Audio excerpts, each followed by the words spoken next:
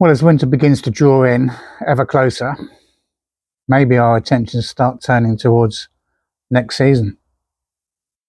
I've got that building there that we're going to convert in the next few weeks. There isn't much else I can do in the garden at this stage as it starts to fall asleep. But if you can't get outside, I think you're going to be tempted to start ordering seeds for next season. And so now's a good opportunity to learn, perhaps more than you already do, how seeds actually germinate.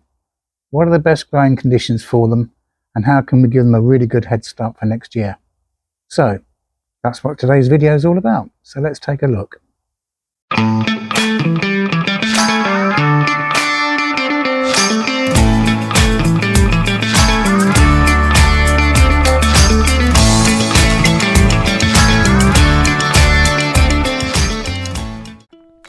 Germinating seeds and growing plants successfully involves a number of steps.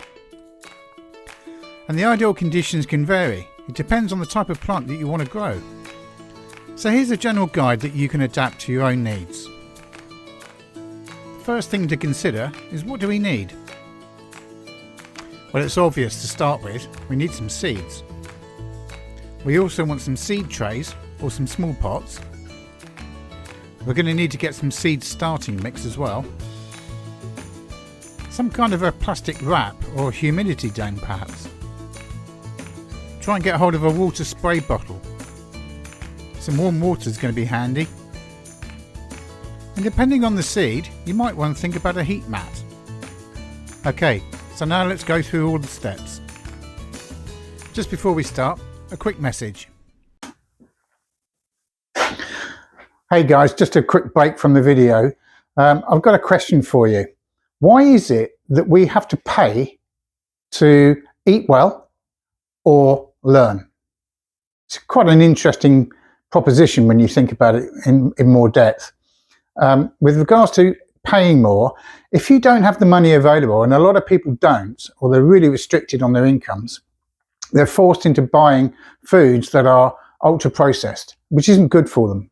There's loads of studies out there that show that children, for example, can lose up to 7 centimeters in their height because of that particular type of diet. And if it has an effect on their physical condition, just think what it could have on their mental condition or their intelligence as well. Now, if you want to know more about that, ask me in the comment section down below and I'll let you know the book that I've been reading that tells you all about it in greater depth. Far too big for me to go into now. But you could take that theory and apply it into something else. And in this particular case, I'm talking about this channel. Now, I produce all these videos for one reason and one reason only. It's to show people how they can produce their own good quality nutritional food that is dead easy to do and doesn't cost a lot of money to do it. And there's a lot of people out there that want to know how to do these things. And at the moment, I've got 630 odd subscribers doing just that, which is absolutely great. And I appreciate you all for doing so. All this content that you see, I do myself. The cameras, sound equipment, the lighting, everything is me on my own. No one holds the camera. No one's a Steven Spielberg around here, as you can probably work out. I do it all on my own, and I pay for it all on my own. It's not a huge cost, but I still do so. But it's a free resource for anyone that can't afford to go and pay £200, £300, £400 to learn how to grow fruit and vegetables in a particular style. This is a free resource for people that can't afford to do that thing. Now, they can all look at a YouTube video and hopefully they're looking at mine. If you know somebody in that situation, let them know about it. Share the videos and help them along their way. And even better, what you could do is support the channel by hitting the subscribe button. It costs you absolutely nothing to do. But the trick is, the more subscribers I get to this channel, the more content I can produce. And YouTube perhaps can start paying instead of anybody else. So everyone can keep their £200, £300 or £400 in their pocket and spend it on something that's decent to eat. And also learn for free. I don't sell courses, I don't sell books, and I don't have any intention to do so in the future. So what you've got to do, please, hit the sub button, like it, share it, and then everyone can benefit for free. Let's get back to the video. Thanks. The first thing we want to do is select our seeds. So we choose high quality seeds from a good source. Some seeds may require stratification, which is an exposure to cold temperatures, or scarification, which is where we scratch the seed coating before they germinate. Now we can prepare our seed trays or pots. Fill them with a small amount of seed starting mix. We can moisten the mix with the warm water until it is evenly damp but not waterlogged.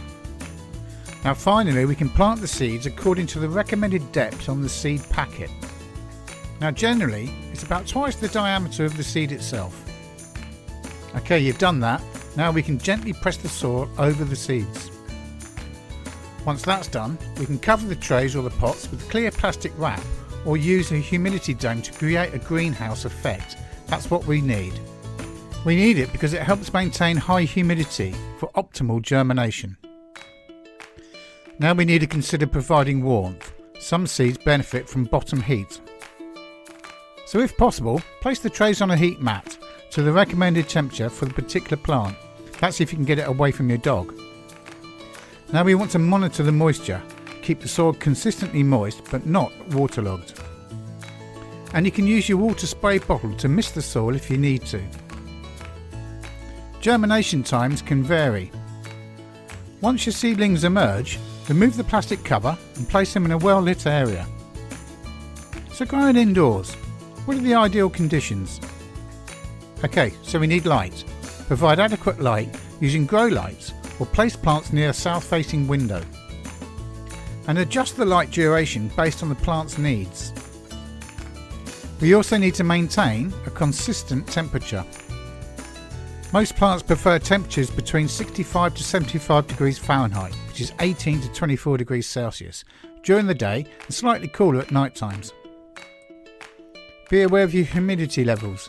Indoor environments can be quite dry. So we might want to increase the humidity by using a humidifier or placing trays of water near the plants themselves.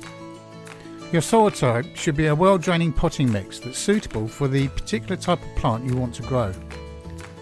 And water when the top inch of the soil feels dry. But avoid overwatering, as this can lead to root rot. So what about growing outdoors? And what's the ideal growing conditions? Depending on the plant, choose a location with the appropriate amount of sunlight for that particular plant. This is because full sun, partial sun or shade requirements will vary. So follow the plant's temperature preferences. Also, consider your frost dates for your particular region. We also want to test and amend the soil as necessary. Most plants prefer well-draining soil with good fertility. And when we're watering, we want to do it deeply and also consistently. It's a great idea to use a mulch to retain the soil moisture, but also to help suppress the weeds. Keep an eye out for pests and also disease. And if you need to, use organic controls. A great way to reduce disease pressure is to rotate the crops. We might need to apply liquid feeds based on the plant's needs. Make sure to follow recommended guidelines for the plant that you want to grow. Now let's look at some common issues. Now the most common one is damping off. Ensure that proper ventilation and avoid overwatering to prevent damping off. It's a fungal disease affecting the seedlings. Watch out for pests like aphids, mites and caterpillars. Use an organic insecticidal soap or neem oil for organic control. We have a recipe to make your own and are also trialling a new recipe for next season. We'll put a link in the description below so you can follow it. Fungal and bacterial diseases can also occur. So practice good hygiene, provide proper spacing and avoid overhead watering to minimise the risks. Also, monitor plant health for signs of nutrient deficiencies. And if needed, adjust the fertilisation accordingly. Always refer to specific plant guidelines as requirements can vary. That way you can adjust the care based on your observations and the unique needs of your plants. Seed germination is a fascinating process and it involves the activation of a dormant seed to start growing into a new plant. And the process typically consists of a few key stages. The first step is imbibition, where the seed absorbs the water. This activates enzymes within the seed that trigger the metabolic processes to begin. So the water uptake causes the seed to swell and rupture its seed coating. Enzymes become active during imbibition, breaking down complex molecules in the seed into simpler forms that the growing plant can use for energy and also growth. The germinating seed begins to aspire, converting stored nutrients into energy. Oxygen is crucial for this process, and it's typically absorbed through the small openings in the seed coating. The radicle, which is the embryonic root, emerges from the seed first. It grows downwards into the soil, anchoring the plant and absorbing the water and the nutrients. Once that's happened, the shoot begins to emerge. And this contains the embryonic leaves or the first true leaves, depending on the type of the plant. As the shoots emerge and the leaves develop, the plant begins to photosynthesize. And it's this process by which plants convert sunlight into energy, allowing them to produce their own food. So with a supply of nutrients, water and sunlight, the plant continues to grow and also develop. The seed leaves provide initial nutrients, and as the true leaves develop, the plant becomes more self-sufficient. Throughout this process, environmental factors such as the temperature, moisture and light play crucial roles. Each type of seed has certain requirements for germination, and understanding these requirements is essential for successful cultivation. However, it's important to note that not all seeds have the same germination process. We've already mentioned that some seeds, for example, require stratification, which is exposure to cold temperatures, or scarification, which is the physical or chemical treatment to break the seed dormancy before they can germinate. The unique characteristics of each plant species determine the specific conditions needed for successful germination. I hope you found this guide useful, and if you've got any comments or questions, please leave them in the comment section below the video. Well, I hope you got something out of that video there, and you've learnt something new. I certainly have. And it's very hard to sort of imagine what it's going to be like next year, but just remember that you grew something this year, and it may have been your first time, or you're a seasoned gardener or grower, but you did it. And the new season's not far away. Now you know how to germinate the seeds and what you need. Let's get ordering it. But for now, take care. I'll catch you soon.